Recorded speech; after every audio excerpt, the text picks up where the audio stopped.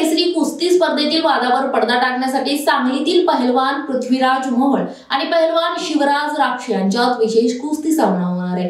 पंचाच्या चुकीच्या निकालामुळे निर्माण झालेला वाद मिटवण्यासाठी चंद्रहार पाटील यांनी पुढाकार घेतलाय।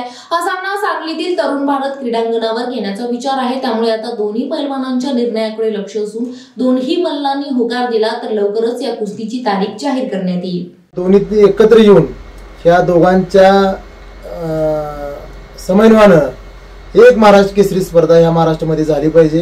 कारण महाराष्ट्र केसरी ही एक मोठं पद या महाराष्ट्रातल्या कुस्ती क्षेत्राला आहे आणि त्या दोन महाराष्ट्र केसरी होऊन या महाराष्ट्र केसरीचं तुम्ही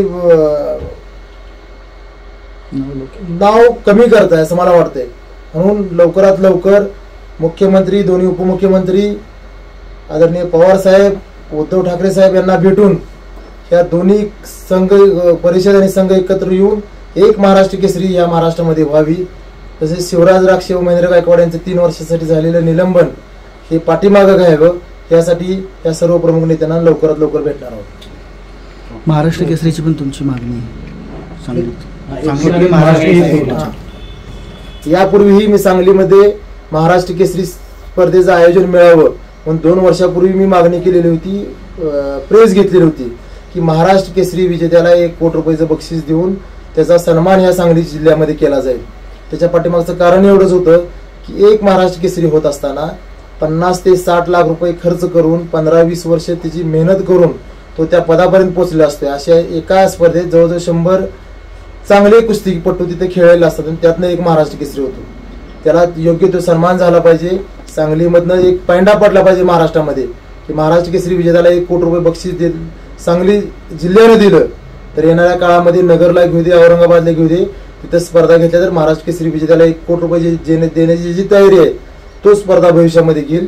म्हणून सांगली शहरामध्ये किंवा सांगली जिल्ह्यामध्ये हे महाराष्ट्र केसरी स्पर्धा आयोजन करण्याची मागणी मागे केलेली मी आजही करतो आणि निर्विवाद स्पर्धा कशा होतात हे सांगली जिल्हा तुम्हाला संपूर्ण कुस्ती शौकीनांना दाखवून देईल। यासाठी मला या स्पर्धेची मी मागणी करत आहे। हा निलंबनाचा आणि भूमिका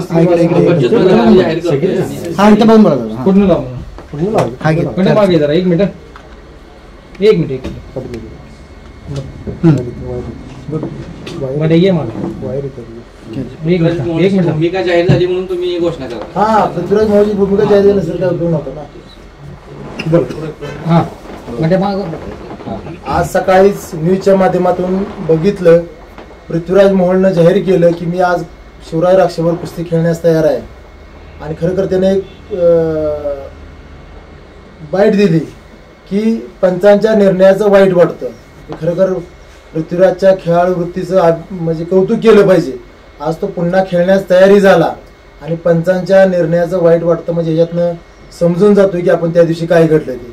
म्हणून मी आज जाहीर करतो पृथ्वीराज मोहोळ आणि शिवराज राक्षे या दोघांची कुस्ती परत सांगली शहरामध्ये लावून दोघांनाही 25-25 लाख रुपयाचा बक्षीस देऊन त्यांचा योग्य तो सन्मान करून ही कुस्ती परत सांगली शहरामध्ये लावून संपूर्ण महाराष्ट्रामध्ये जो एक वाद तयार झालेला आहे की अन्याय झाला किंवा नाही झाला किंवा पंचांची चुकी काय चुकी, ह्या सर्व गोष्टीचा पडदा सांगली शहरामध्ये पाडून संपूर्ण जनतेच्या मनामधला जो संभ्रमावस्था आहे ती आपण दूर करण्याचा प्रयत्न करत आहोत आणि लवकरात लवकर या दोघांच्या वेळेनुसार सांगली शहरामध्ये ही कुस्तीचं आयोजन करून संपूर्ण महाराष्ट्रातल्या कुस्ती शौकीनांचा जी संभ्रमावस्था तयार झालेली आहे ती दूर करण्याचा प्रयत्न करू।